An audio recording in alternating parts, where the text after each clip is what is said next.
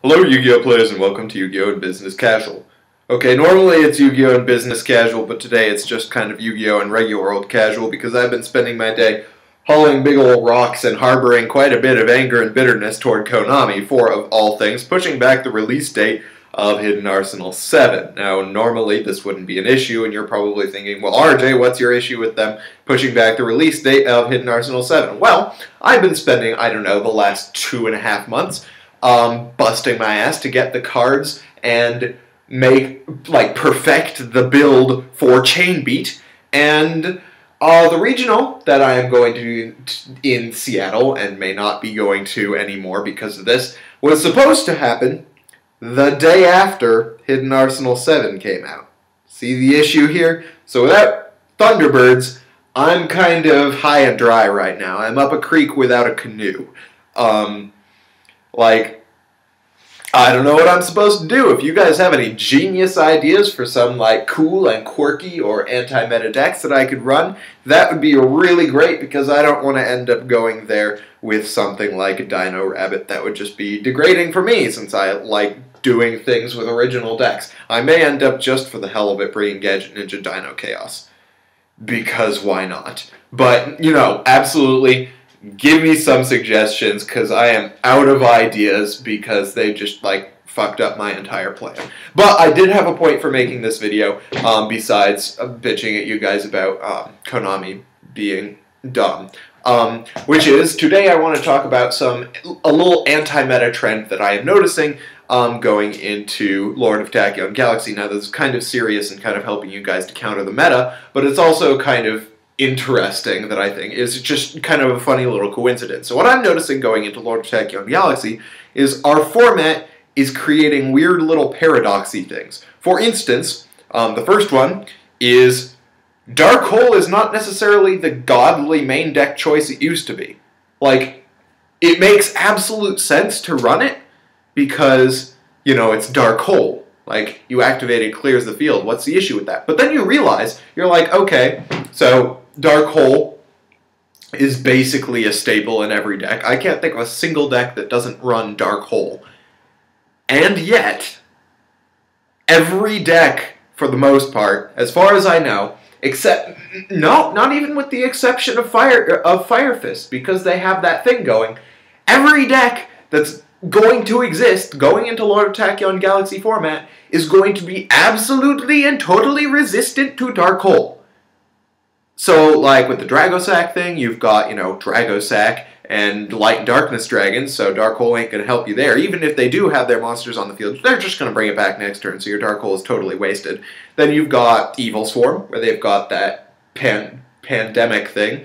You've got Prophecy, which has Wisdom. You've got Fire Fist, which has Tenkin. You've got Fire Kings, where it's you Dark Hole Garunix, and they're like, okay, cool.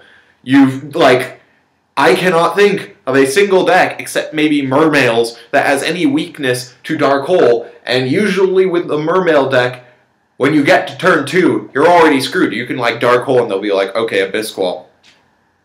So, Dark Hole, although there's no reason not to run it, isn't actually going to do a whole lot for you this format. It's very strange to me, but it does bring up an interesting point.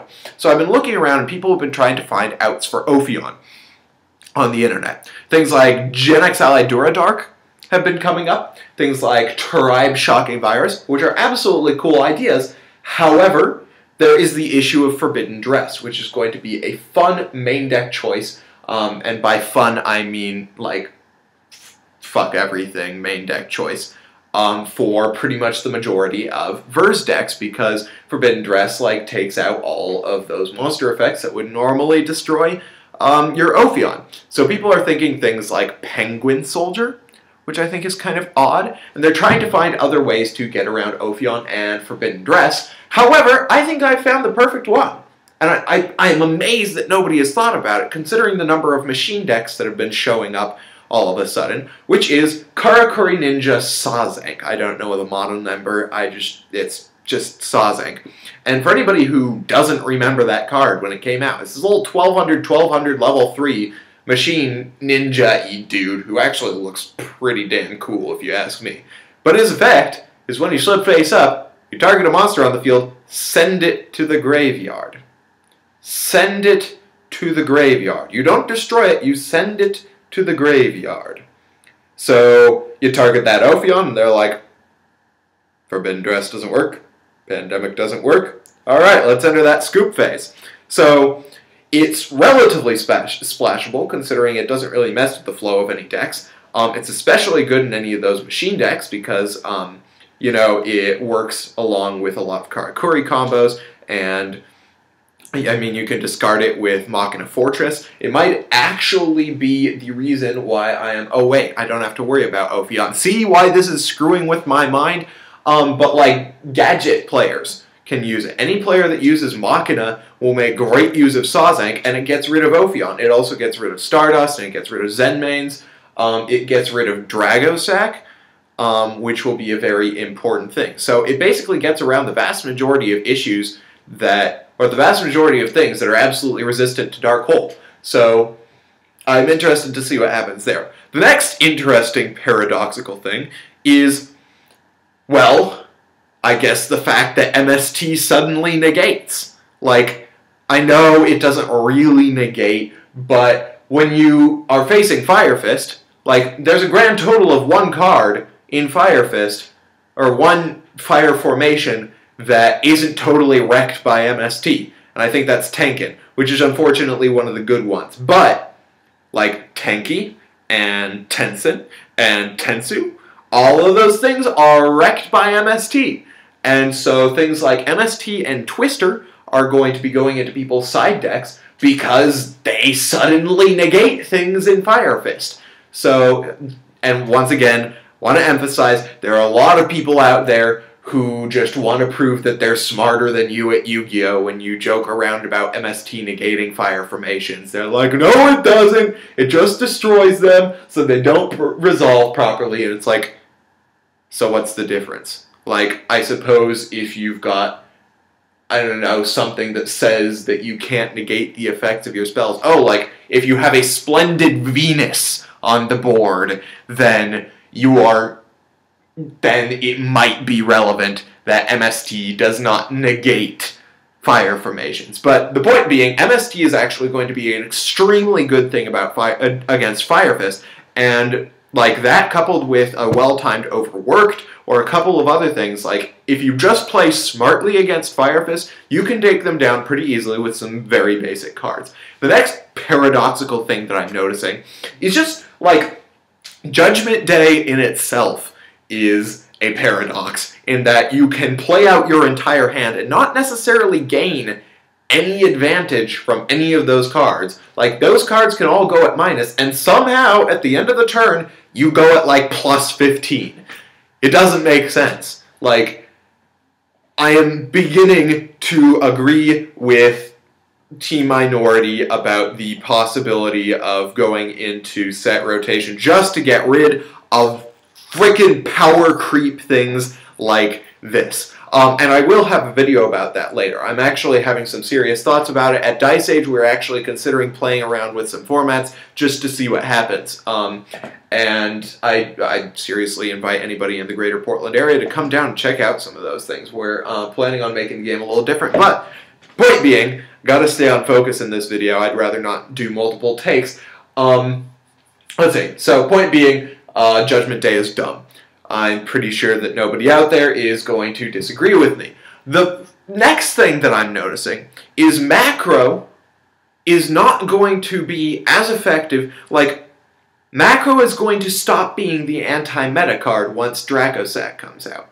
Like, because it's going to turn out like, this totally blew my mind when I thought about it. Like, it used to be that removing things from play was the anti-meta, and after Lord of Tachyon Galaxy, stopping things from being removed from play is now the anti-meta. Because think about it, Imperial Iron Wall takes down Prophecy, which is going to be a big issue, and it's going to take down Dragosac, which is going to be another main issue, and there you've got like 2/3 of the post Lord of Tachyon Galaxy like meta And so, I don't know, it's just weird. So Imperial Iron Wall is going to become a big deal, which is an issue for decks like Chain B, but it's actually really great for things like Mermail, because now when they're siding that in, they aren't worrying about the fact that it's just taking up extra space, because now it's got a dual purpose, which is that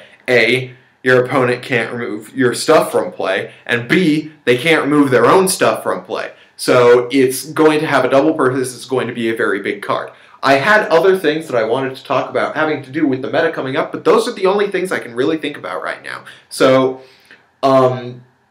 I just thought that was interesting. I thought you guys might be interested. However, I do have one last piece of business that I want to do. I am finally sending out the packs for my contest winners for the Atlantean Challenge. I want to do some quick business right now for Psych030, who won 2 packs of Abyss Rising. What I did was I bought a special edition because the packs are just cheaper, and what I'm going to do is I'm going to rip them open right now. Or rip open the special edition. I'm going to shuffle up the packs, keep one, and I'm going to make a squiggly mark on each of the ones that I am sending to Psych030 and hold them up to the screen so that he knows that I did not, just scale some packs and send them his way. So I will also be sending him the promo card just because it's here. Congratulations, you get a Dark Smog too. And here are the packs that just came out of that. I'm just going to shuffle them up now. Just like nice and shuffly. Every day I'm shuffling. And then I'm just going to take these 2 packs off the bottom. And I am going to squigglyfy each of one of them. Just like and I'm going to hold them up to the screen so that Psych, sees what that looks like exactly, so that when he gets them, he knows that they are the same packs. And I'm just going to do this little spirally dude on this one. You see that? Alright, that's it. I hope you guys enjoyed the video. I will have much more like real content coming up in the next week or so. I just wanted to just toss this out there and let you guys know and finish up that business. So until then, I have to sign out, and then I got a jet. See you guys later.